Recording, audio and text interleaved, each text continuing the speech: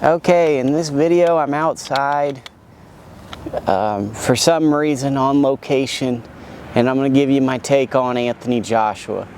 Let's watch the groovy intro and let's get some really average boxing takes.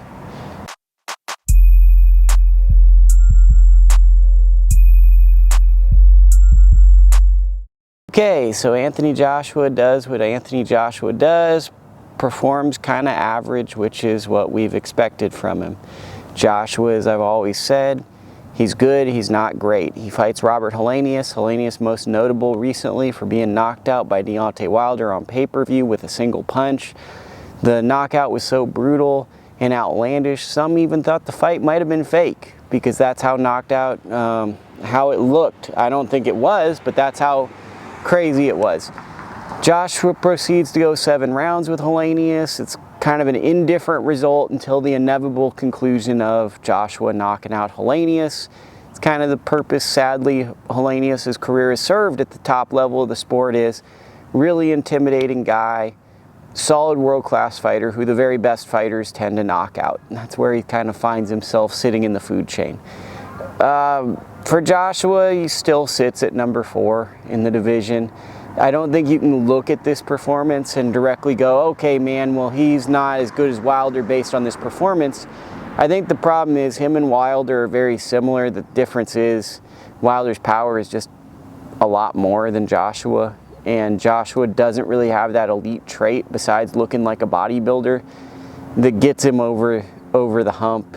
He used to be a bit more aggressive, now he's more tentative. I don't really think that any coach is going to change his temperament because I think that he's mostly going to coach himself and do what he wants, because when you're as rich and successful as him, it's going to be more of a partnership than him just voluntarily kind of doing what a coach tells him, despite what we probably hear. I think that the one thing about Joshua is at this point is he's pretty cringy. You got a guy coming in on a week notice, high-level B-side opponent, taking over for Dillian Whyte, and we're gonna do this fake tough guy.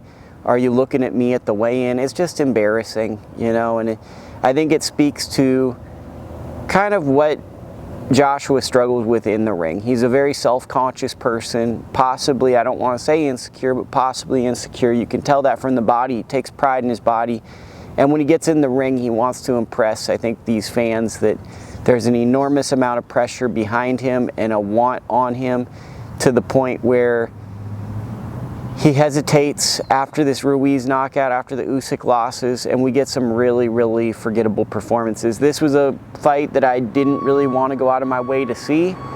That's awesome. There's like a noise there, but this was a fight we didn't want to go out of our way to see. And what ended up happening was it happened. You know, this was a let's not mess up the church's money fight. This is let's get to the Joshua Wilder fight, which hopefully is next. But for the love of God, just get a win over Helenius. He got the knockout. Everything's fine. In a few years, we'll forget this fight happened. In a few years, we'll forget Dillian Whyte tested positive for drugs before it.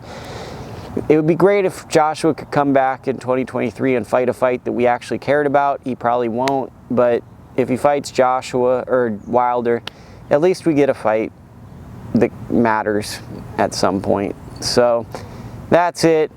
If you're not from the UK, it's kind of hard to watch these Joshua fights because it's just you're tuning in to see a famous person have every physical advantage, from promotional to size to talent, and still kind of fight average.